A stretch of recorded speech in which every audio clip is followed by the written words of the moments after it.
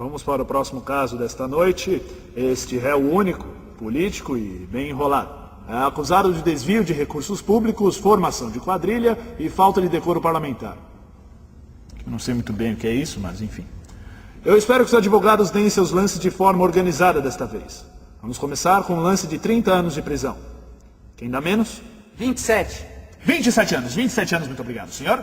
22 anos. 22 anos, obrigado, senhor. Eu ouvi 20. 20 anos. 20 em regime semiaberto. 20 anos em regime semiaberto. Temos 20 anos em regime semiaberto. Quem dá menos por esse político já foi deputado federal e senador 2 vezes. 15 anos em regime semiaberto. 15 anos em regime semiaberto. Atenção, ele já foi militar. 10 anos em prisão domiciliar. 2 anos.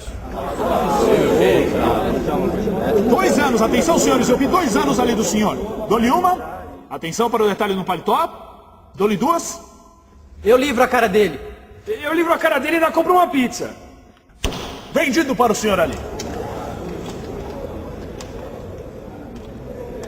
A sessão está encerrada.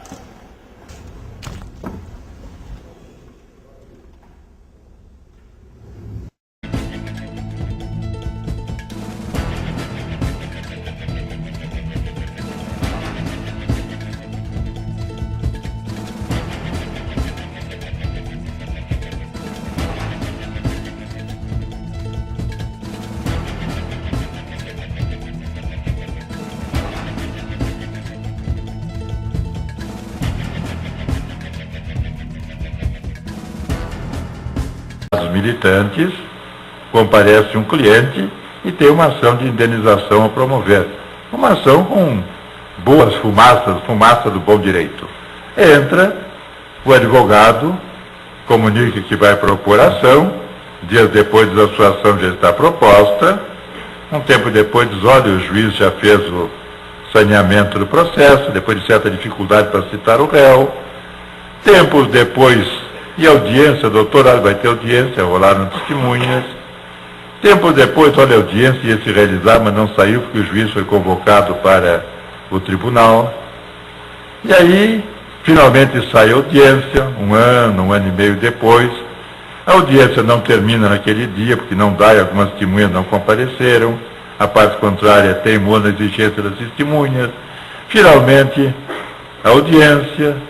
Depois, em vez de debate oral, uns bons memoriais, que aliás não são memoriais, são razões finais escritas, data vênia, do que está escrito no código.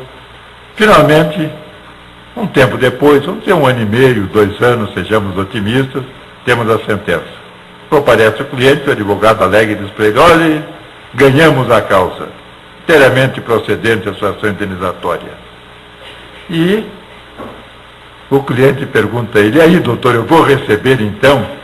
Diz, bom, iria, se não houvesse apelação, mas a parte contrária apelou. E vai demorar a apelação, doutor? Diz, bom, se for aqui em São Paulo, estava demorando 5 anos para distribuir, 4 anos e meio, né? Para distribuir a apelação. Agora é de 5 anos. Agora é distribuída em continente, mas fisicamente acho que o processo não sai do lugar, porque o número de juízes hora continua sendo o mesmo. Então, na prática, talvez adiante alguma coisa só para permitir o relator organizar suas pautas, etc. Enfim, vamos supor que seja o Rio de Janeiro, que parece que é uns 6 meses, 1 ano, está se julgando. O Rio Grande do Sul também mais ou menos isso, 4 a 8 meses, dependendo muito do relator. Mas enfim, vamos supor que finalmente um dia diz, olhe, foi julgado. O tribunal manteve a sentença, o senhor tem toda a razão. Vou receber. Bem, já não, porque a parte contrária, muito teimosa, vai entrar com entrou com embargo de declaração. Depois do embargo de declaração, ele entrou com recurso especial. Recurso especial não tem efeito suspensivo, mas por prudência, execução provisória, não vai adiantar muito, vamos aguardar. Finalmente, o recurso especial foi indeferido, depois de 3, 4, 6, 8 meses.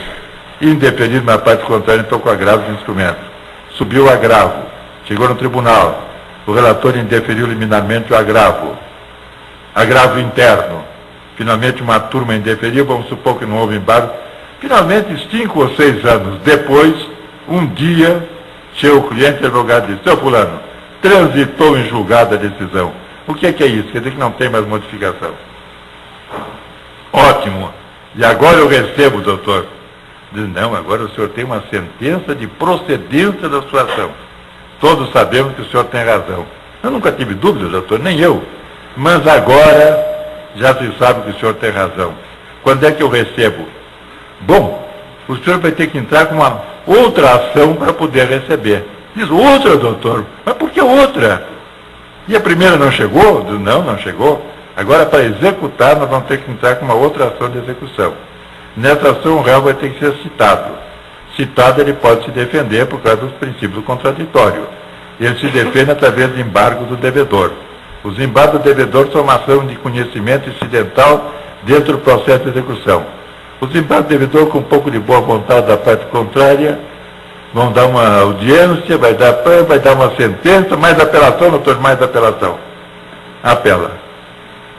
É esse o sistema atual.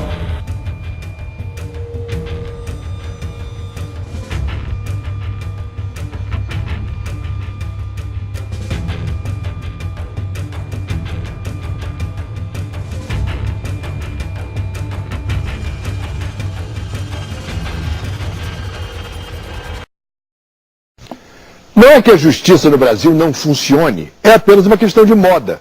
Enquanto os juízes usam aquelas capas pretas chiquérrimas, os bandidos andam de bermuda e sandália havaiana. É uma questão de época. A lei é analógica, o crime é digital. E o que apavora não é apenas a impunidade, é que a organização penal está ficando ridícula. As prisões viraram motéis para assaltantes em regime semiaberto. As drogas entram nos chuchus, nas abóboras e nos nabos, sob o tilintar dos celulares, ordenando sequestros, enquanto o beira-mar passeia de avião. Mas já que a justiça não vai ao crime, o crime vai à justiça. A presidente e o vice do Supremo Tribunal já foram assaltados na linha vermelha, ficaram ali de pé, de noite. O ministro da Fazenda ficou refém de bandidos que sua esposa considerou assaltantes gentis. Talvez no dia em que o Supremo Tribunal for assaltado, pode ser que a justiça tire a venda dos olhos e entenda que o crime está cada vez mais rápido e a lei os trata com a lentidão do tempo em que os telefones eram pretos e as geladeiras brancas. Mas não adianta. Ninguém assume a urgência de mudança nas execuções penais, nos códigos arcaicos. No Brasil, judiciário e legislativo só dialogam para discutir salários.